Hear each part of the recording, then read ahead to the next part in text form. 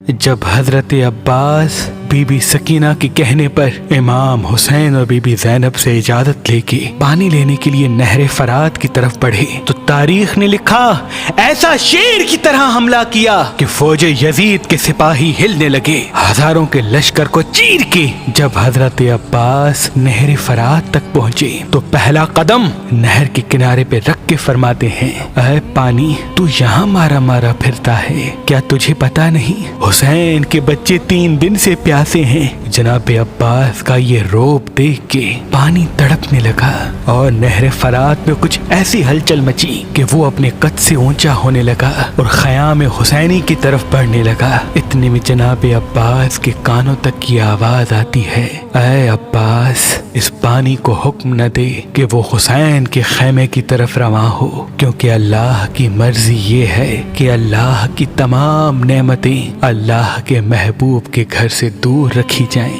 ताकि वो हर सख्ती सहकर भी अल्लाह के दीन को बचाने में कामयाब हो। ऐ अब्बास ये शुजाअत का इम्तिहान नहीं, सब्र का इम्तिहान है। जनाब अब्बास जैसे ही अपने बाबा के लहजे को महसूस करते हैं तो फरमाते हैं, ऐ मेरे बाबा मैं तो अपने आका के बच्चों के लिए पानी लेने आया हूँ। फिर आवाज आती है, ऐ अब्बास जो तू पानी मश्क में भर रहा है ये पानी रसूल अल्लाह के बच्चों की प्यास नहीं बुझाएगा, क्योंकि जैसे ही तुम लश्कर की तरफ पलटोगे तुम्हें शहीद किया जाएगा।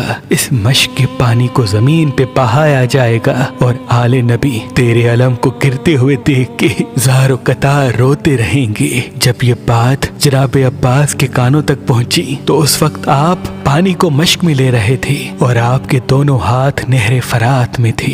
आपने उस वक्त दुआ मांगी कि ऐ मेरे अल्लाह मेरी आकाज़ादी सकीना से पहले इन हाथों को पानी लगा है। अब जब मेरी आकाज़ादी या मेरा मौला मेरी लाश को देखे तो ये हाथ मेरे साथ न हो। ये मंजर वो घोड़ा देख रहा था जिस पे जनाब अब्बास सवारी करके नहर तक आए थे। आपने घोड़े को देखा और फरमाया, ऐ मेरे घोड़े तू भी 3 दिन से प्यासा है, पानी पी ले। घोड़ा रो के कहने लगा, ऐ मेरे आका जैसे ही आप नहर पे आए हैं आपने पानी की एक बूंद भी नहीं पी। आप मेरे आका हैं, आपसे पहले मैं कैसे पानी पीऊं?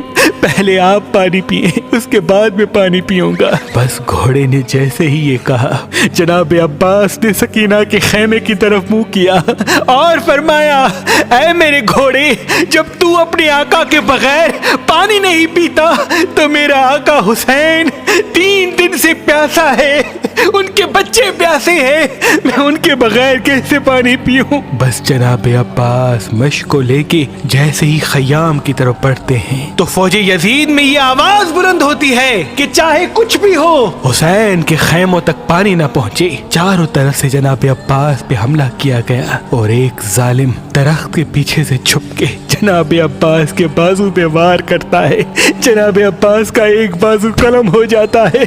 आप मश्क को अलम दूसरे बाजू में संभाल के तेज तेज खैमे की तरफ बढ़ते हैं। जब आपका दूसरा बाजू भी कलम हो जाता है आप मश्क को अलम अपने मुंह में संभाल के तेज तेज खैमों की तरफ बढ़ ही रहे थे कि लश्कर ने तीरों की बारिश जनाब अब्बास पे कर दी। एक तीर जनाब अब्बास की आंख में लगा, कई तीर जनाब अब्बास के जिस्म में लगे और एक तीर जनाब अब्बास की मश्क में लगा। मश्क का पानी बहने लगा। जनाब अब्बास ने जब बहते हुए पानी को देखा दूर से बीबी सकीना और इमाम हुसैन को सलाम किया। इतने में एक जालिम गुर्ज जनाब अब्बास के सर पे मारता है।